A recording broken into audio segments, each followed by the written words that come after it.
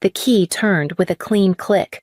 I stepped inside and felt the stillness breathe around me, unfurnished walls, scuffed hardwood floors, and sunlight stretching long across the hallway. It smelled faintly of dust and pine cleaner, not luxury, not permanence. But it was mine. I had signed the lease 3 days ago, paid the deposit in full, and hauled everything I owned in 2 carloads. A futon, a small dining table, 4 mismatched plates, and a thrifted lamp with a crooked shade. No one helped me move. I hadn't asked. I was setting down a box of utensils when I heard the engines. 2 vehicles pulled up. First, my dad's black SUV. Then Callie's minivan, sagging slightly under the weight of car seats and plastic bags. Doors opened like an unfolding threat. My father first arms crossed Callie behind him, wrangling her twins, and Jeremy shuffling out last with a diaper bag.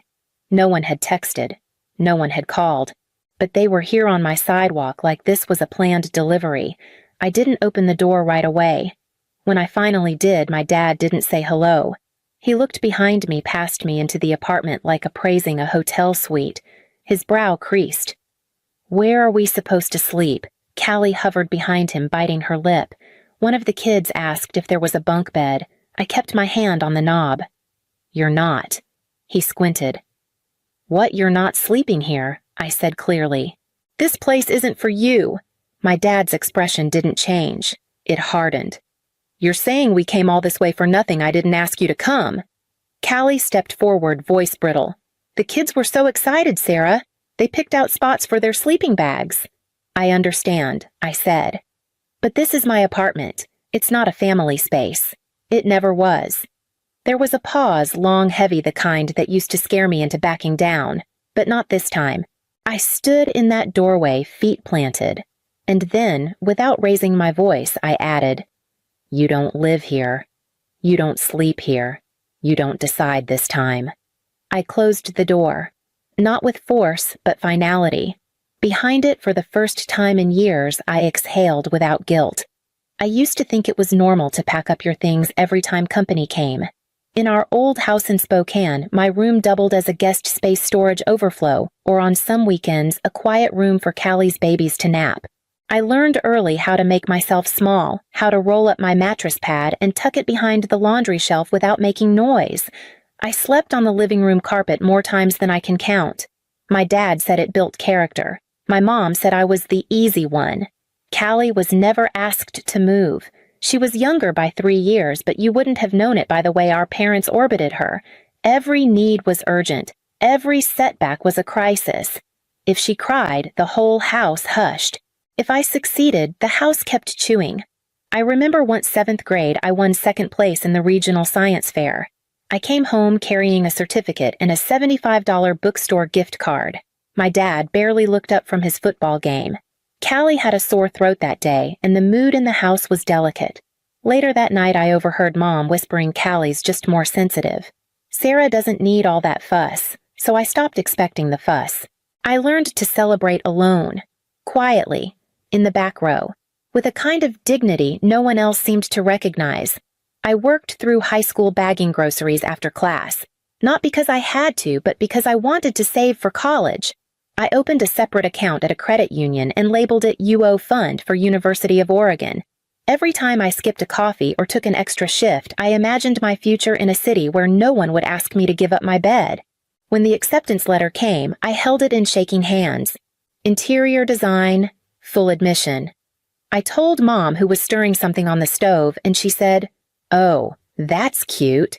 But Callie's going through a tough time right now. Can you help her find a daycare this weekend?" I nodded. "Of course." 2 months before my move, I called the bank to confirm my account balance. The woman on the line cleared her throat awkwardly and said, "It was withdrawn last week, all of it. Signed by a joint account holder, Marion Alden." The air went out of me. When I asked my mother, she sounded annoyed. Callie's lease fell through. She and the baby had nowhere to go. "You're still going to school, aren't you?" I was. But I took out a loan with interest that same week and never mentioned it again. In their eyes, I had a future. Callie had emergencies, and I was the bridge between them, always bending, always giving, until one day I didn't. College didn't break me, but it tried. I learned how to make 1 pack of ramen last 2 meals, sometimes 3 if I skipped the flavor packet and added hot sauce from the campus cafe. I worked mornings at the library stamping return dates and fixing the broken spine of donated books. At night, I packed floral centerpieces at a shop 2 bus routes away. By the time I crawled into bed, it wasn't sleep I craved, it was stillness. The kind where no one asked me for anything. My professor said I was precise, disciplined, a natural. I said thank you and smiled, then ran spreadsheets until midnight trying to stretch $32 across 5 days. Callie, meanwhile, was back in Spokane posting pictures of latte art and baby milestones. She'd dropped out of her nursing program midway through her 2nd year, too much stress, she said, but still managed to land a part-time admin job at a clinic through one of Dad's old contacts. For her 24th birthday, my parents surprised her with a used Toyota Corolla. It's time she had some independence, Mom said. I got the news via group text. The same week, I walked 4 miles in the rain to avoid another overdraft fee on my transit card. I didn't complain, not out loud. I told myself it was fine, temporary, character building. But then came the message that knocked something loose. I had just submitted my final project for Studio Design 3. It was 2 in the morning and I was sitting on the back stairwell outside my apartment, cooling off from a panic attack I hadn't named yet. My phone buzzed. Mom. We covered Callie's daycare this month. Used that savings account you never touch. Figured you wouldn't mind. There was no question, no heads up, just assumption. My emergency fund built from canceled haircuts, skipped lunches, and missed outings gone. Just like that. I stared at the message until my vision blurred. No tears. Just a slow, suffocating pressure pressing down on my chest like a weight I wasn't allowed to acknowledge. I didn't respond. There was nothing to say. Instead, I curled up on the stairwell with my knees pulled to my chest and let the quiet swallow me. They didn't hate me. That was the hardest part. They loved me, I think, in the way people love tools. Useful, durable, built to carry weight. And I had carried it. For years, I convinced myself it was noble. That I was the strong one. That maybe love looked different when it was quiet, when it didn't come with praise or protection. But in that stairwell beneath the buzzing hallway light, I finally let myself wonder, what if it was never love at all? That night, I started looking for internships in other cities. I toured 23 units before I said yes. Some were too dim, too cold, too much carpet. Others came with peeling cabinets or landlords who smiled too quickly. But then I stepped into the 1-bedroom on Lincoln Street, a 2nd-floor walk-up with sunlight pooling on the floor like it had been waiting for me. It smelled faintly of citrus and old paint. The windows opened easily. There was a heater that ticked when it warmed up and a creaky floorboard just past the kitchen archway. It wasn't beautiful, but it felt honest. I didn't need a dream home. I needed enough space to exhale. The lease was straightforward. I read every line twice, signed in blue ink, and transferred the deposit from my home fund spreadsheet with a steady hand. When the keys dropped into my palm, it felt like being handed permission. I moved in slowly. No trucks, no help. Just a rolling suitcase and 2 borrowed plastic bins. I brought in my books first, then my plants, then a folding chair. I placed everything with intention, even the silence. For 2 weeks, I told no one. I walked to work, brewed coffee in the mornings, watched light shift across the walls in the evening. I wasn't hiding, it just hadn't occurred to me that I needed to explain. Then, one Saturday, I sent a text to the family group chat. Saturday at 3, come see my place. The response was immediate. Callie. Are we bringing an air mattress or are there enough beds, Mom? How exciting, we'll grab lunch on the way. The kids are thrilled. Dad, send the lease papers. I want to take a look before we move forward. I stared at the screen. I hadn't said we. I hadn't offered anything beyond a glimpse, but their assumptions slid in easily like a hand into an old glove. Of course I'd made space for them. Of course they'd already packed. I closed my phone and placed it upside down on the counter. That evening, I opened every window and let the air in until the whole apartment smelled like rosemary and something sharp, something clean. I stood in the center of the room barefoot listening to the walls breathe. If I'd said nothing, they might have stayed away. If I'd said more, they might have asked permission. But silence, I was learning, didn't protect you. Sometimes it just gave other people more room to assume you'd never say no. I poured a glass of water, sat in my folding chair, and waited for the knock I already knew was coming. They arrived at 2:04 p.m., just late enough to feel intentional. Dad walked in first without knocking, brushing past me like he was inspecting a property he'd already closed on. Callie followed, balancing a diaper bag and a tote filled with coloring books. Jeremy lingered outside, and the kids poured in like it was their new playground, jumping from one corner of the living room to the other, yelling about who got the window side. I said nothing. Just moved to the kitchen, poured myself a glass of water, and waited. Callie set a manila folder on the table. "We wanted to show you this in person," she said. Her voice was light, practiced. "It'll make more sense once you see it." Dad opened the folder with a tap of his knuckle like it was a poker hand he knew would win. Inside, mortgage documents, property listings, a color printout of a large house with a wraparound porch and 5 bedrooms. One of the pages had notes scribbled on it. Callie and Jeremy master suite. Kids upstairs. Sarah office, our guest room. This is the one Dad said. North Ridge. New development. Just minutes from Callie's work and a great school district. "I didn't agree to this," I said quietly. He looked up, eyes sharp. "You didn't say no." "I didn't say yes either." Callie leaned in. "We already put down $2,000 to hold it. Through Mom's account. The bank just needs a primary borrower. Your credit's the cleanest." I stared at her. "So you planned a family mortgage using my name?" "I'll contribute what I can," she offered too quickly. "Maybe $300-400 a month. Once Jeremy picks up more shifts." Dad crossed his arms. "You live alone. No dependents. This is a chance to build something together." I didn't raise my voice. "I've been building something. Alone." He slammed his hand on the table. "Where are we supposed to sleep?" Then I stood up. "You don't. Not here." The room stilled. Even the children quieted. I gathered the folder, closed it, and placed it back in front of them. "If you want the house, buy it yourselves. But not with my name." Callie's face crumpled. Dad turned red. Jeremy finally stepped inside, but said nothing. I didn't explain. I didn't apologize. Instead, I walked to the door, opened it, and waited. One by one, they filed out. No one said goodbye. The first message came at 1:13 a.m. "Callie, you didn't have to embarrass us like that. The kids didn't understand." I didn't respond. By morning, another followed. "Dad, you're not family anymore. Don't come crawling back when you realize what you've done." That one made me pause, not because it hurt, but because it didn't.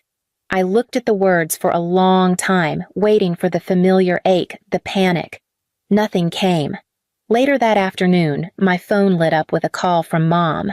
I let it ring out the first time. She tried again 10 minutes later, then again. On the 4th, I answered. Her voice was trembling the way it always did when she was just upset enough to seem fragile, but not enough to be kind. "Sarah, your sister's devastated. Your father's blood pressure is up. Do you know what this is doing to our family?"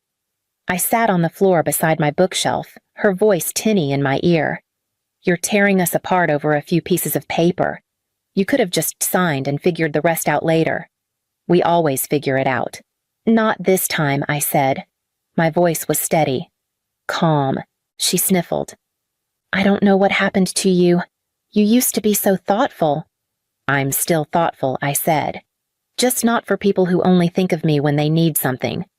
She went quiet. Then the line disconnected. I put the phone face down, stood up, and walked to the hardware store. $38 later, I returned with a new deadbolt and installed it myself. That night, I ordered Thai takeout yellow curry and jasmine rice and ate it sitting cross-legged on my living room floor. I didn't scroll. I didn't reply. Instead, I watched the streetlights blink on outside and felt the weight in my chest shift, not vanish, just rearrange itself into something manageable, familiar. I wasn't relieved. I wasn't vindicated. But for the first time after one of their storms, I wasn't crumbling. I was intact. And I wasn't going anywhere. It had been nearly 4 months since the folder hit my table and they walked out without looking back. I hadn't blocked anyone. I just stopped reaching out. Then, one evening, just as the light was dipping past the window ledge, my phone buzzed. Callie, I get it now. I'm sorry. No preamble, no questions, just that. A second later, another message arrived, a photo of Mason and Lila sitting cross-legged on a blanket paper crowns on their heads, the baby asleep in Callie's lap. The room around them was cramped and dim, but there was warmth in it. Bare walls, mismatched mugs, a single bulb casting soft light. Real. Unstaged. We're in a rental for now, she wrote. It's small but peaceful. I stared at the photo longer than I expected to. Not because of the kids, but because of her. There was something in her face, exhaustion, yes, but also a kind of clarity, like she'd stopped performing. 2 days later, she stood at my front door with a backpack, a car seat, and a quiet smile. She didn't bring an apology wrapped in ribbon. She didn't expect a tour. She just asked if we could sit. We talked on the porch while the kids chased shadows in the yard. Nothing deep, just how hard it is to buy groceries with rising prices. How daycare wait lists are a joke. She told me she was doing virtual admin work now. I nodded, handed her a glass of water. She didn't fill the silence, and I didn't force it. We weren't rivals anymore. Just two women who had carried too much for too long. She didn't ask me to forget anything. I didn't need her to bleed. When Miss Dorsey from downstairs brought up a tin of cookies, that evening she handed it to me, glanced at Callie through the screen door, and said, "You look lighter with them here." After dinner, the kids fell asleep in a pile of blankets in the corner of the living room. Callie sat beside me with a mug of tea. We didn't speak. We didn't need to. The next morning, they were still there. I repainted the living room a soft gray, the kind that shifts with the light. I did it slowly over a weekend, one wall at a time, a podcast humming in the background. When it dried, I stood back and felt something settle, a quiet that didn't need to be earned. The mint on the windowsill had finally taken. I clipped a few sprigs and tucked them into a jar by the sink. Every time I passed, the scent reminded me I had planted something and it hadn't died. My mom came by once in early spring. She stood at the door with a store-bought coffee cake and eyes that didn't carry fire or frost. "I'm not here to fix anything," she said. "I just thought you might let me sit for a while." I did. She complimented the curtains, asked about work. She didn't mention Callie, didn't bring up the house. When she left, she didn't say, "You should visit." She said, "I'm trying." And I believed her. A week later, I hosted dinner on the patio. Callie brought chicken and a bottle of ginger ale. The kids drew chalk rainbows on the concrete. Miss Dorsey arrived with pickled green beans and her usual commentary on city construction. I invited Jules, a co-worker who once gave me a ride home in the rain and never asked why I was crying in the passenger seat. We ate off mismatched plates. Someone spilled juice. Laughter rose, not loud, but easy. When the sun dipped, I passed around folded blankets. I didn't hover. I didn't explain anything. I just let it be. That night, as I rinsed dishes and heard Mason giggling from the next room, I caught myself saying it aloud for the first time. I'm glad they're here. I'm glad they're home. And I meant it. Not because they needed me. Not because I was making space. But because I hadn't needed to shrink to let them in.